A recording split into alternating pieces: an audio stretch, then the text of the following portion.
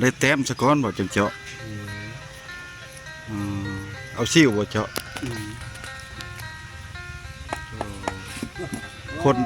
คนถุงมือนี่หายากได้เฮ็ดอันหัวขวานเป็นนี่เนาะโอ้แต่ก็เดี๋ยวเอาไม้ดิบบ่แม่นบ่ไม้นี่บ่ไม่อย่างก็ได้นะมันง่ายเพราะมันตบมือเจาะทำแล้วพอได้บักทางให้หรือบ่บ่ทางอยู่ภูพุ่นบ่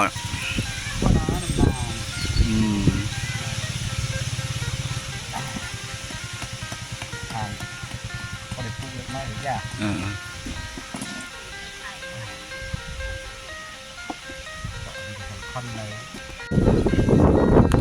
ลมหลายแล้วบ่มีคนมื้อนี้ตลาดก็ได้พักเพียงแน่สิได้พักปลูกเองบ่ปลูกเองเนาะ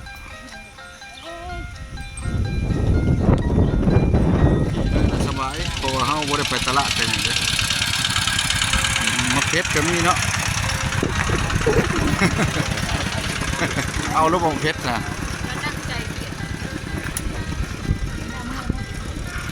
โอ้แม่ค้านี่อันมะเขือก็มีเนาะแม่หยังก็มีเนาะเชือกโซ่อีกเนาะถ้าว่าได้โซ่ก็เอามาส่งเรือนเด้อสาวปามีเห็นทึกโซ่แล้วมาส่งอยู่เรือนเนาะสบายแล้วเพิ่นมาส่งเรือนเลยอันนี้ตลาดเคลื่อนที่เพิ่นว่าเนาะแบบเฮาอยู่ในเรือนก็มีผู้มาส่งให้ตัวนี้ทางขึ้นภูเขียวได้พี่น้องทางขึ้นภูเขียวเนาะเพราะว่าทางตัวนี้เพิ่นสิปูอย่างขั้นต่อไปเนาะปีนี้เพิ่นปูฮอดอยู่อันขัวนี้ปีต่อไปเพิ่นก็สิรีดอย่างขึ้นฮอดถึงเพิ่นปีนี้เพิ่นหยุดทำนี้เนาะซื้อเพิ่น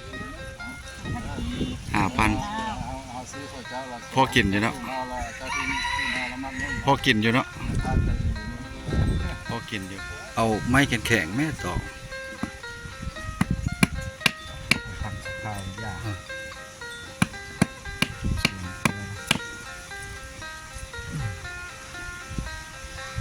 รถเอามันเขาเลขได้ติดได้มันบ่ไปมันบ่แห้งมันเป็นยังไงมันเป็นน้ำคาดมันบ่คาดกระเวทนะมันบ่แห้งได้แลดบ่ไปเลยบ่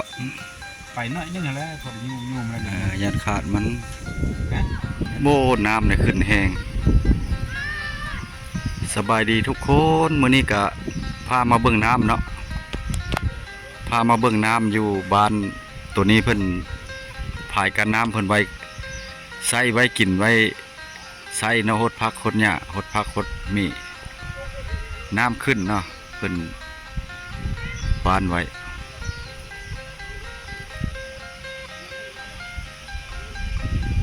น้ำตัวนี้ถ้าว่าป้านไว้นี่ถือว่าได้รับใช้เพียงพอเนาะโอ้ลมอากาศลมมื้อนี้เนาะลมหลายมื้อนี้เนาะตลาดก็บ่มีคนมื้อนี้โอ้มื้อนี้บังเอิญบ่มีคนเนาะมื้อนี้ก็ได้มามันลมหลายมื้อนี้บ่มีคน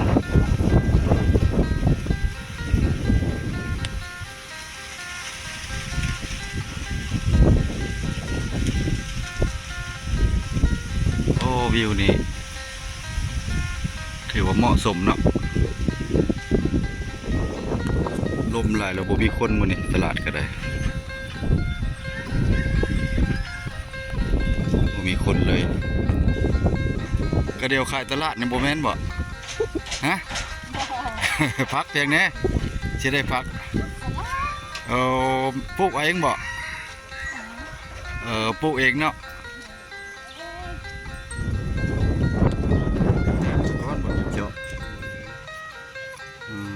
เอาซิ่วบ่เจาะอย่างก็ได้นะมันง่ายเพราะมันตบมือเจาะทำแล้วพอได้บักทางให้หรือบ่บ่ทางอยู่ภูพุ่นบ่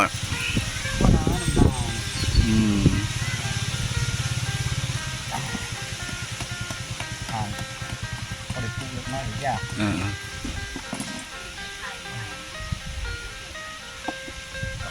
คันไหนพอแล้ว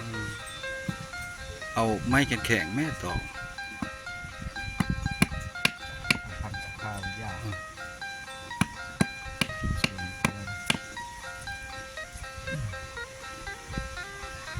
รถเอามันเขาเลขได้ติดได้มันบ่ไปมันบ่แห้งมันเป็นยังไง มันเป็นน้ำคาดมันบ่คาดกระเวดนะ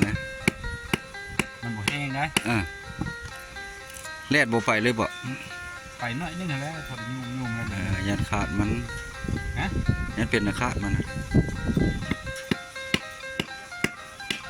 เขาเลขก็ได้ ไปบิดไปแล้วบ่ไป เข้าเลขบัญญัติเนาะ บ่ได้ยาก มื้อนี้บ่มีตลาดเนาะเพิ่นบ่ได้มาแต่ดงแต่ป่าเพิ่นเลาะขายเอาชาวบ้านนี่เนาะเพิ่นเลาะขายเครื่อง ส่วนมากบ่อยู่เฮือนดอกยามนะแต่ว่าตอนแรกน่ะอยู่แต่ว่าเริ่มมาแล้วเริ่มเข้ามาแต่เฮือนแต่ซ่านแล้วยามนี้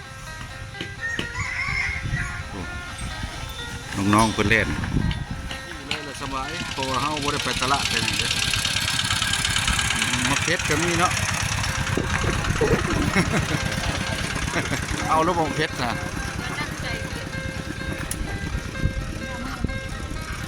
โอ้ไม่ค้านี่อันมักเพชรก็มีเนาะไม่ยังก็มีเนาะเชือกโซ่อีกเนาะ ถ้าว่าได้โซ่ก็เอามาส่งเรือนเด้อสาวปามีเห็นทึกโซ่แล้วมาส่งอยู่เพื่อนเนาะสบายแล้วเพิ่นมาส่งกับเฮือนเลย อันนี้ตลาดเคลื่อนที่เพิ่นเว้านอกแบบเฮาอยู่ในเฮือนก็มีผู้มาส่งให้ตัวนี้ทางขึ้นภูเขียวเด้อพี่น้องทางขึ้นภูเขียวเนาะเพราะว่าทางตัวนี้เพิ่นสิปูยางขั้นต่อไปเนาะปีนี้เพิ่นปูฮอดอยู่อันขัวนี้ปีต่อไปเพิ่นก็สิรีดยางขึ้นฮอดถึงเพิ่นปีนี้เพิ่นหยุดทำนี้เนาะโซนซ้ายมือเลยนะมันเข้าไปวัดเนาะแต่ว่าข้ามไปพ้นกระแม่นหน้าผาถือว่าไปทางลัดกระแม่นทำน้ำเฮียกเนาะทำน้ำเฮียกแล้วก็ทำน้ำเที่ยงเพราะว่าไปทางลัดทางนี้ก็ได้ทำภาษาแต่เบี้ยยางเลยพี่น้องเพิ่นสิลงยางเนาะมื้อนี้เบี้ยยางส่วนหลายเน้นนักเรื่องยางเนาะสมือนี่เนาะทุกมือนี่เพิ่นลงแต่เบี้ยยางน้ำเพิ่นก็ปานขึ้นเนาะนี่ก็บ่มีหน้าหลายพี่น้องเพราะว่ายังถือว่ายังมีเฮือนที่ว่ายังมีเฮือนน้อยหลายอยู่เนาะเพราะว่าส่วนมากเพิ่นเฮ็ดนาบ่คุ้มกินว่าซั่นๆเนาะบ้านอันนี้แหละเป็นบ้านชนบทอีกบ้านหนึงก็คือบ้านเสียงแหวนเนาะบ้านเสียงแหวนนี่ชนเผ่าลาวเทิงเนาะชนเผ่าไอ้กกพี่น้องถ้าว่าชื่อไปผิดก็ขอโทษขออภัยเนาะก็เป็นบ้านชนเผ่าลาวเทิงเนาะก็แม่นแท้แต่ว่าขอโทษขออภัยนำผู้ชมหรือว่า FC เนาะเพราะว่าสมัยสมือนี่ก็ธรรมดาแล้วเพิ่นก็บ่ได้ว่าหยังเนาะตัวนี้ก็เป็นทางต้นเข้ามาปานไว้ตึงไว้นี้ตัวนี้ก็คือคู่กันน้ำเนาะคู่กันน้ำปานน้ำไว้ให้น้ำใส่เพียงพอตึงขึ้น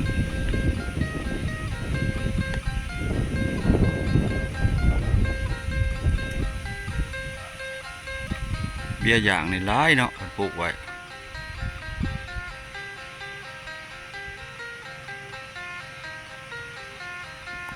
บุกเบิกหลายแล้วเป็ดมันหลายแล้วเอารถบุกเบิกไว้มันหลายแล้วมาแต่ทางใด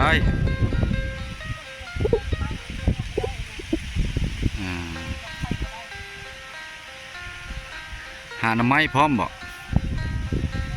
หาหน่อไม้มากินพร้อมเนาะ